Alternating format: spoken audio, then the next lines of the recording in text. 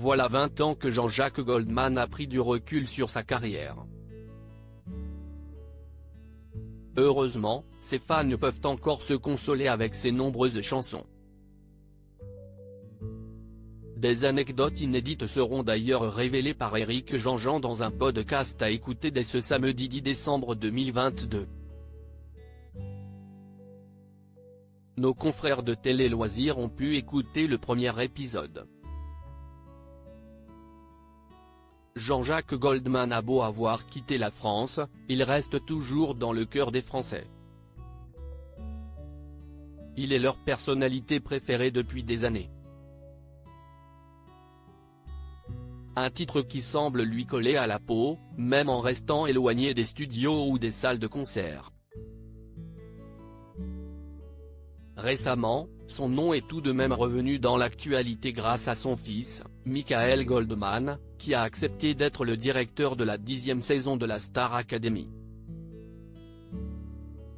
Les internautes ont salué sa bienveillance et sa patience, héritée de son papa, même si son rôle lui a imposé de recadrer l'un de ses collègues.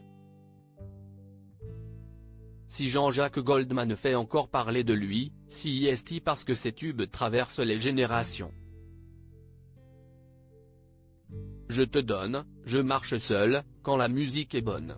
Autant de titres qui sont de véritables piliers de la chanson française, et pas seulement des plaisirs coupables de fin de soirée arrosée.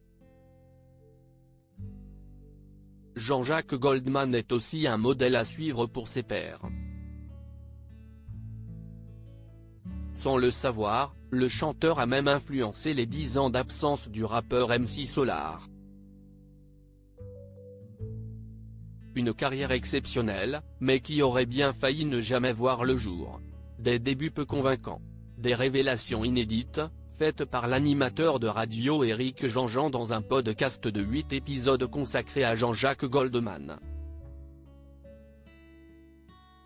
Il sera disponible sur toutes les plateformes de streaming audio ce samedi 10 décembre 2022. Le tout premier podcast revient sur les débuts de Jean-Jacques Goldman. Une carrière qui a commencé par divers groupes, les Red Mountain Gospelers, The Phalanx et Typhoon.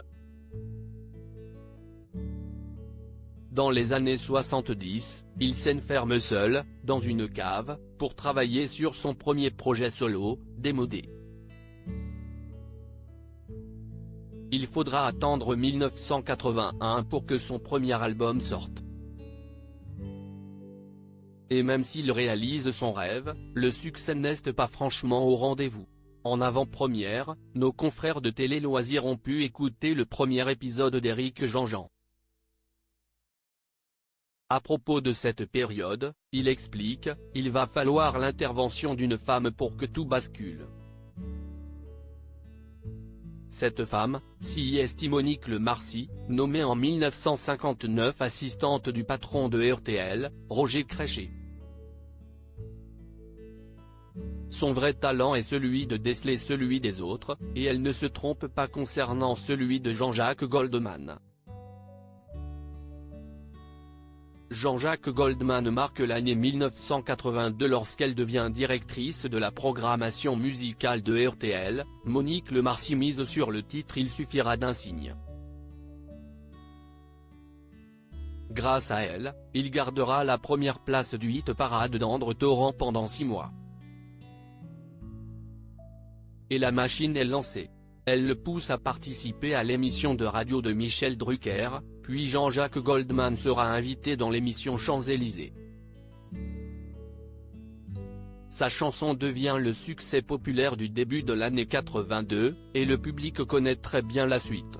D'ailleurs, un album hommage à Jean-Jacques Goldman est sorti ce vendredi 2 décembre.